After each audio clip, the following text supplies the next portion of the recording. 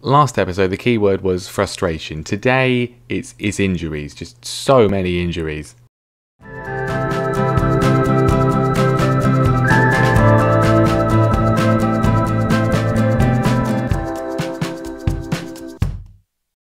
Hello everyone and welcome back to another episode of Norwich City bouncing back, and well, I mean, they've all passed fitness tests. I don't really know if I want to trust playing any of them, to be honest.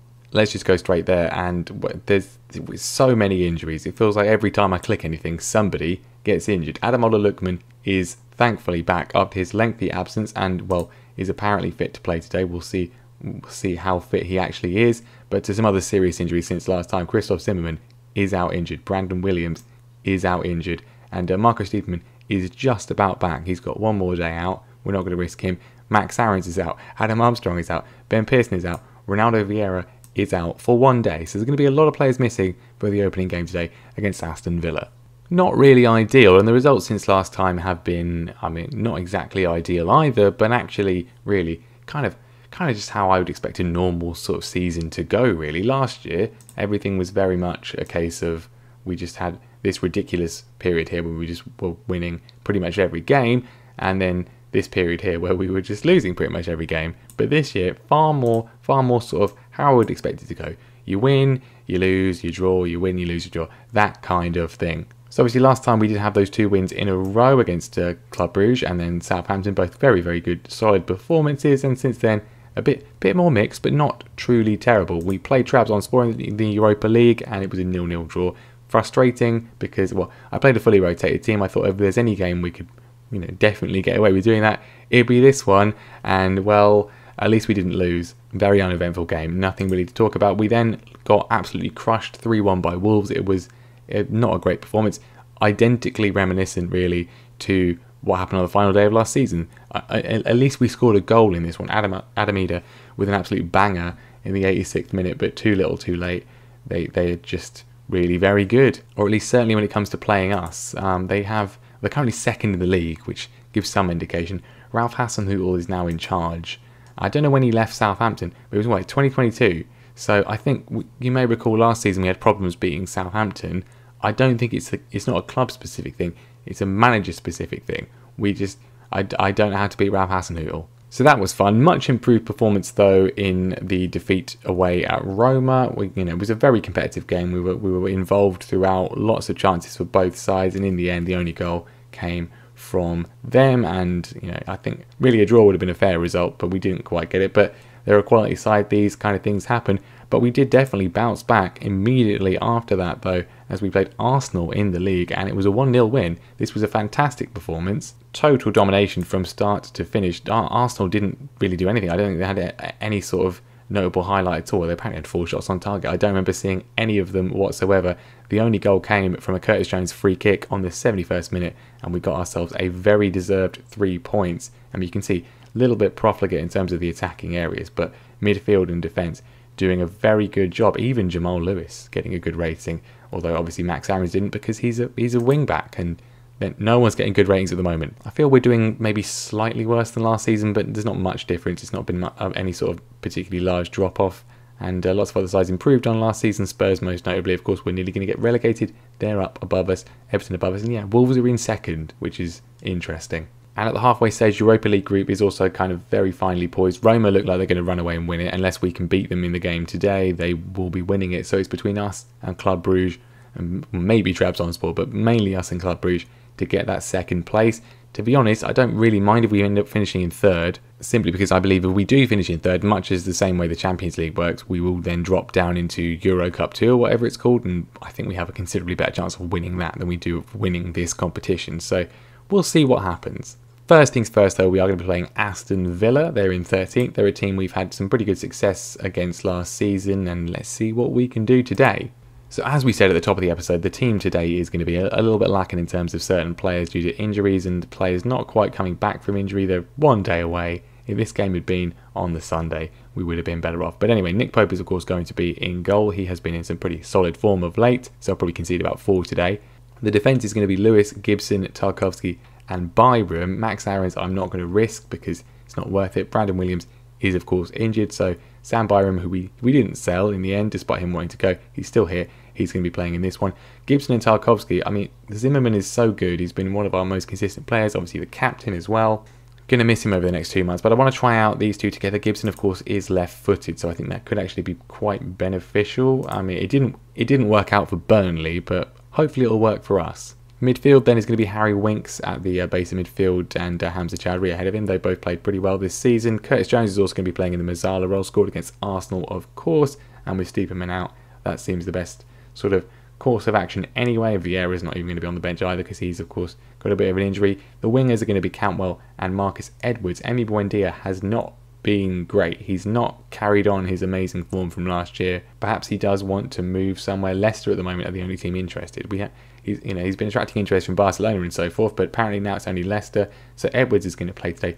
Lookman is thankfully back and he's going to be on the bench for this one. Will probably come on at some point. And Adamida is going to be up front. He has continued the form he showed for the bulk of last season. 7 in 7 at the moment. Fantastic record so far for the young Irishman. It's fair to say we've not been 100% consistent in the league this season, or indeed in all competitions, but Aston Villa at home, this is the kind of game you would be pretty confident that we would be able to do. We have a good record against them from last season. Let's keep that up. Oh, we've got a corner. Marcus Edwards is going to swing this one in. His set piece delivery is pretty good, and that was another good effort. Adamida only just over the bar. Well, we've dominated the opening half hour in terms of the stats, but not really seen much, and that's apparently the second most interesting thing that's happened today.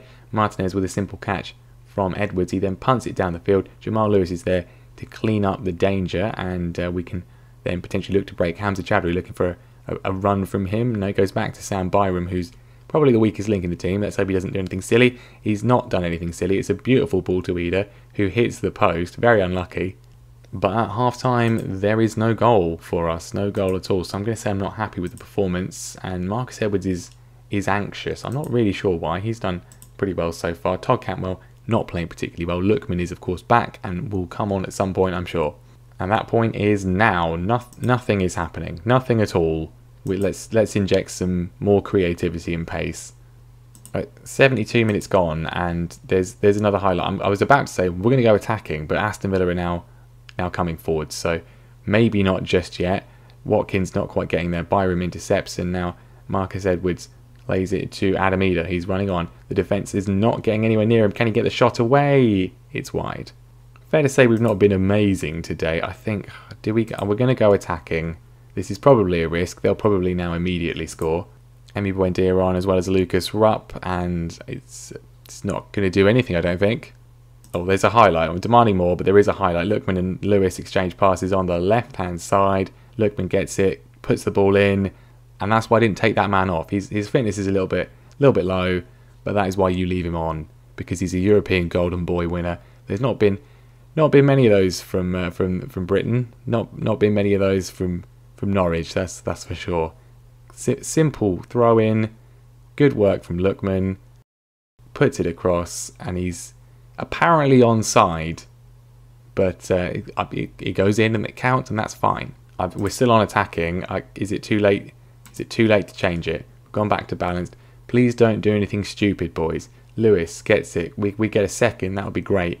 Lookman has made a very good impact on his return from injury. He wants a goal himself. Pressing on, back to Lewis. Harry Winks, bit of space. Buendia is apparently onside. It's a good save from Martinez. He wasn't onside, and it doesn't matter. It didn't go in anyway because we've already scored. It's 1-0. We get the 3 points, and that is, I mean, what, winning ugly? We weren't particularly clinical there, weren't particularly impressive, but 3 points come nevertheless. Not bad at all. We stay in 8th place and 19 points. I mean, we're quite close to hand to all the teams above us. A little bit of a gap back to Sheffield United, I suppose. Overall, it's been another solid start to the season, and well, we're nearly at 20 points, so relegation presumably is not going to be on the cards this season. Always my little fear. We don't want to end up like Sheffield United or teams like that. Second season syndrome. We don't want that to affect us. And now the main attraction, Roma at Carrow Road. This is the kind of big European night that Norwich haven't had since the 90s, and Bayern Munich and that kind of team were in town. This is what we want to be getting a good result from, games like this. Now we are blessed with some more players back from injury for this one, which is great news. Max Aarons is going to come back in because we need him to, because Sam Byram, who played really well in the game against Aston Villa, I think, he's not even registered for the competition, so that's good news. Ronaldo Vieira is also going to come back in. We're going to play him in the Mazzala role, and after his fantastic performance off the bench, Ademola Lookman, of course, is restored to the starting lineup as well. I'm also going to play Buendia ahead of Edwards again. Just going to kind of rotate these two. Neither of them has been playing particularly well the last couple of games, but we'll give Buendia the nod today. Obviously, he was suspended for the first 4 games of the season, which was annoying, but he's played 6 games so far. No goals, no assists, not like him at all. Plenty of quality players in the Roma side. They've got Chalov up front, Kluivert, Pellegrini is of course a fantastic player, Under back from Leicester, Gagliardini, Mancini at the back is an excellent defender, Calabria, fantastic right back. They're going to be, well, I mean, they beat us in Rome. They're probably going to be the favourites for this one, almost certainly, and it's going to take a lot from us to get anything from this one, but we'll see what we can do. This is the kind of game, this is what it's all about. Again, very little in the way of actual action so far, but I mean, that's our way. And when we do stuff like that, when we do have a highlight, how am I going to complain? Why would I complain about that? Throw in from the left-hand side again, as happened against Villa, helps us out once more. Beautiful ball from Winks. The run through a man from Ida is absolute perfection. The finish is outstanding. 9th of the season for him. It's apparently it was tight. He was being played onside. It's a beautiful goal, and that is half time in the beautiful night sky in Norfolk. And what a fantastic performance defensively. The ratings aren't amazing because the ratings are never really amazing, but it's been very solid so far, and we've got a very good goal. Going to be interesting going forwards with that, actually, because actually one of the concerns I have, particularly with attacking throw-ins, is that, well, the fullbacks take them, Aarons and Lewis, and then if we lose possession, we're kind of exposed, especially if we're in the opposition half. So I have actually put Marco Stiepermann, who's really good at them, I've put him on them as Kluivert goes close. Great save from Pope, tips it round for a corner. Yeah, Marco Stiepermann's got amazing long throws, so he's going to be taking all of the long throws, but at the moment, of course, he's not been fit, so kind of irrelevant. Another good save from Pope. We're certainly facing a bit more pressure in the second half. Free kick from deep for Under, looking for the head of anyone. He's found the head of James Tarkowski, who's cleared it away, but only as far as Kluivert. We're forcing him out wide, though. Buendia back with a tackle that didn't result in a red card, which I'm absolutely shocked and thrilled by. Chowdhury, though, with a very wayward pass. We're playing shorter passing. He's not listened. Under, his former Leicester teammate, goes very close indeed. Right, it's fair to say Ademola Lookman has, despite impressing off the bench against Villa, not impressed from the start, so Todd Cantwell's going to come on. Maybe it's just like whoever starts isn't going to play well in that position. Into the final 10 minutes of normal time here, and we've not done much, but we took our chance. Roma have had better opportunities in the second half, but they've faced the brick wall of Nick Pope. Into the final few seconds of injury time, and it's going to be another famous win at Carrow Road on a European night. Or is it? I've spoken too soon. There's one more highlight with 20 seconds on the clock. How are we going to concede here? Todd Cantwell with a ridiculous pass to no one. Kluivert's in. Tarkowski with an incredible tackle, and the ball's been managed to get away. Todd, just keep running. Just keep running. The time should be up. He's going inside. If he scores from this, it'll be ridiculous. He's still going. Edwards is there. It's a wayward shot. That was a fantastic run in the end from Cantwell after nearly causing a pure calamity. 30 seconds over the allotted time. Referee, blow the whistle. Why are you still going? Why are we still watching this? Pellegrini still going. It's blocked. Cantwell, this time he gets it away. We've held on somehow and won. Fantastic performance. Generally speaking, we have beaten Roma for what surely must be one of the biggest wins in Norwich's history, certainly from a European perspective. I mean, not quite as big as the win against Bayern Munich, I suppose, but still very, very good indeed. Great performance from pretty much everybody, really. Special credit for Nick Pope and James Tarkowski. His match-saving challenge right at the end, and some brilliant saves from Pope. And what that means is that we are in a very good position. 7 points after 4 games. We are, well, I would say we're almost certainly going to finish third at the very least, and hopefully we can get second as well. Considering the time that it happened and the fact that he was on a yellow card as well in the penalty box, that's not the tackle to me of a man who's only championship quality. In fact, the coaches seem to have reassessed. Now he's a decent player for most Premier League sides. Yeah, I think at the very least he's decent. So there we are then, 2 1-0 wins, 2 Adam Eder goals. I mean, my inner Jose Mourinho is fine with that, absolutely fine. So as to next time, well, the problem is there's only 5 games before the World Cup. This season is just very annoying from a scheduling point of view. I kind of feel we should come back for the Trabzonspor game to see how the group ends, because it's quite up in the air. So we may well do that. It depends how the Club Brugge game goes. If we're going to, qualify from that, then it's probably not really much point. But that is going to be that for today. Thank you very much for watching. Make sure you leave a like on the video. Make sure you subscribe as well, and I will see you next time.